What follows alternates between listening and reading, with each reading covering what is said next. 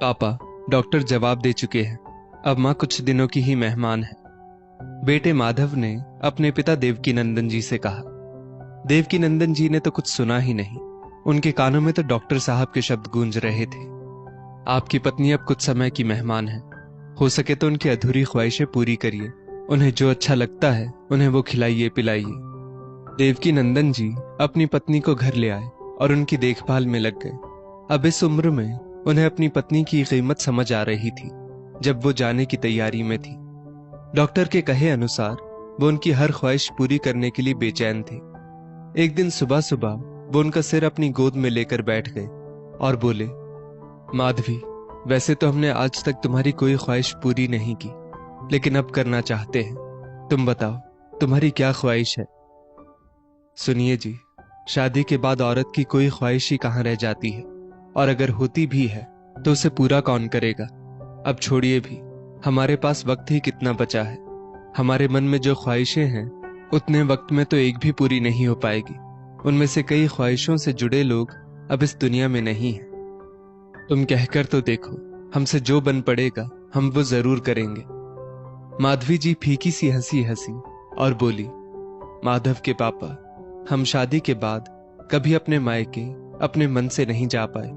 जब भी गए आपने आंसुओं से रुलाया। आपने और आपकी माँ ने इतने बंधनों में जकड़ कर रखा कि मायके का हर रिश्ता छुड़वा दिया। आज तक हर शादी ब्याह में साथ लेकर गए और उसी दिन रात में ही भागते हुए लेकर चले आते। कभी सोचा आपने कि हमारा भी मन करता है एक रात अपने माँ बाप, भाई बहन, चाचा ताऊ, मामा मासी, बुआ सबके साथ रहने का? लेकिन आप तो कमरे से बाहर ही नहीं निकलने देते थे। हमारा बड़ा मन करता कि हम भी वहां अपनी सब बहनों की तरह रुक कर सबके साथ हंसी ठिठोली करें, लेकिन आपने कभी ये बात समझी ही नहीं। शादी के बाद मैंने कोई छोटा सा त्योहार भी मायके में नहीं मनाया। जीवन भर तरसती रह गई इस बात के लिए कि कभी तो हमें किसी त्योहार पर मायके जाने को मिले। सब लड़कियों को हर मौके पर मायके आते जाते देखती तो मन में हुंक सी उठती, हमारे लिए ही ये सब इतना कठिन क्यों है? तब जवाब मिलता, क्योंकि तुम्हारा पति तुम्हारी ख्वाहिशें नहीं समझता, इसलिए तुम्हारी ये छोटी छोटी सी ख्वाहिशें भी पूरी नहीं हो पाती।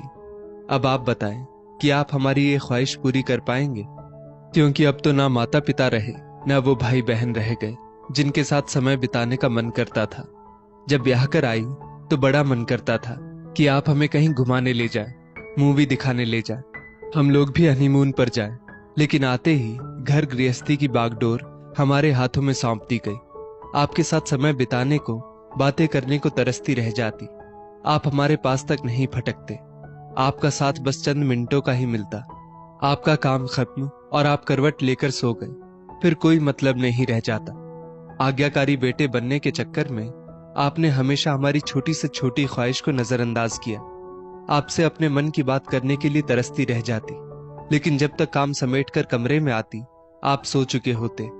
अपने मन की बात किससे कहने जाती? सब कुछ अंदर ही अंदर चलता रहता, लेकिन आपने कभी पूछा तक नहीं। आपको याद होगा, हमारी बड़ी ख्वाहिश थी कि हम लोग फोटो स्टूडियो चलकर एक तस्वीर खिंचवाएं, लेकिन जब आपसे कहा तो आपने साफ मना कर दिया। आज तो सब मोबाइल में खींच लेते हैं, लेकिन हमारी तो एक तस्वीर आपके मोबाइल में भी नहीं मिलेगी, क्योंकि जब भी साथ में तस्वीर खिंचवाने को कहती आप हमेशा छिटक कर दूर चले जाते। अब हमारे जाने के बाद ढूंढते रहना हमारी तस्वीर, कहीं नहीं मिलने वाली।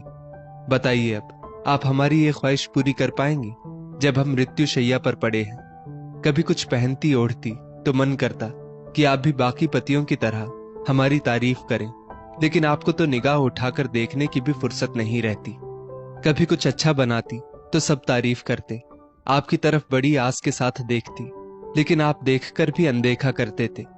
जिंदगी भर आपकी तारीफ के लिए तरसती रह गई, लेकिन आप कभी मेरे स्त्री मन को पढ़ ही नहीं पाए।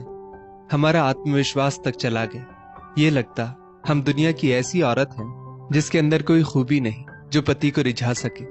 हमारी ख्वाहिशें कोई बहुत बड़ी बड़ी नहीं थी, बहुत छोटी छोटी थी, जो मन के अंदर ही दबी रह गई।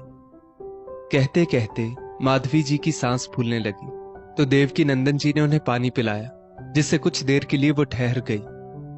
अब हमारे मरने के बाद आप हमारी एक ख्वाहिश जरूर पूरी करना, हमें खूब सजाना, हमारी मांग अपने हाथों से भरना और हमेशा खुश रहना, बस यही ख्वाहिश है। एक बात और माधव के पापा, जीवन साथी की ख्वाहिशें पूरी करनी है तो जीते जी करिए, ऐसे मरते समय पूछकर उसका मजाक मत उड़ाइए। कहकर माधवी जी की गर्दन एक तरफ लुढ़क गई और वो हमेशा के लिए खामोश हो गई। देवकी नंदन जी फपक कर रोने लगे और बोले, तुमने बिल्कुल सही कहा। तुम हमेशा हमारी आंखों के सामने रही और हम हमेशा तुम्हारी अवहेलना करते रहे, कभी तुम्हारे मन की ख्वाहिशें समझने की कोशिश नहीं की। दोस्तों, ऐसा क्यों होता है? जब तक इंसान आंखों के सामने मौजूद रहता है तब तक लोग उसकी कद्र नहीं करते, लेकिन उसके जाने के बाद उसकी कीमत समझ में आ जाती है। तब कोई फायदा नहीं होता, क्योंकि जाने वाला तो तरस कर चला गया, फिर अब पछताने से क्या होगा। इस स्टोरी को लेकर आपकी क्या राय है? नीचे कमेंट करके जरूर बताइएगा, और ऐसी ही और भी बेहतरीन वीडियोस के लिए हमारा पेज जरूर फॉलो करें। धन्यवाद।